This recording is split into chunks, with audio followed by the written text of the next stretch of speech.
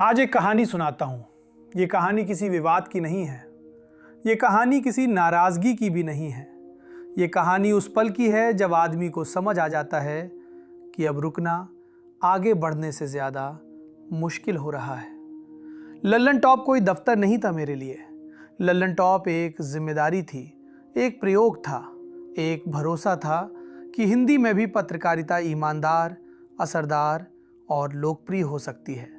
जब हमने शुरू किया था तो हमारे पास न बड़ा बजट था, न बड़ा सेटअप, न कोई फार्मूला। बस एक जिद थी कि खबर ऐसे कहेंगे जैसे घर की बैठक में कही जाती है। धीरे धीरे लल्लन टॉप एक प्लेटफॉर्म नहीं रहा, वो एक आदत बन गया, दर्शकों की आदत और हमारी भी। लेकिन जिंदगी यही सिखाती है, हर रिश्ता हमेशा चलने के लिए नहीं होता। कुछ रिश्ते आपको तैयार करने के लिए होते हैं। समझने वाले समझ गए होंगे, ये फैसला किसी एक दिन में नहीं हुआ। ये फैसला कई चुप दिनों में पका, कई रातों में जब काम ठीक चल रहा था पर मन नहीं चल रहा था। कई लोग पूछेंगे, सब ठीक था फिर छोड़ क्यों दिया? तो जवाब सीधा है, कभी कभी सब ठीक होना ही सबसे बड़ा सवाल बन जाता है।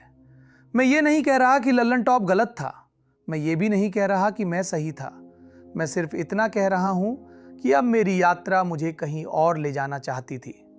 लल्लन टॉप ने मुझे बहुत कुछ दिया, नाम दिया, पहचान दी और सबसे ज़रूरी आपका भरोसा दिया। और भरोसा ऐसा होता है जिसे छोड़ते वक्त हाथ कांपते हैं। लेकिन अगर आप किसी जगह सिर्फ इसलिए टिके रहें क्योंकि लोग आपको पहचानते हैं तो आप धीरे धीरे खुद को खोने लगते हैं। मैं खुद को नहीं खोना चाहता था।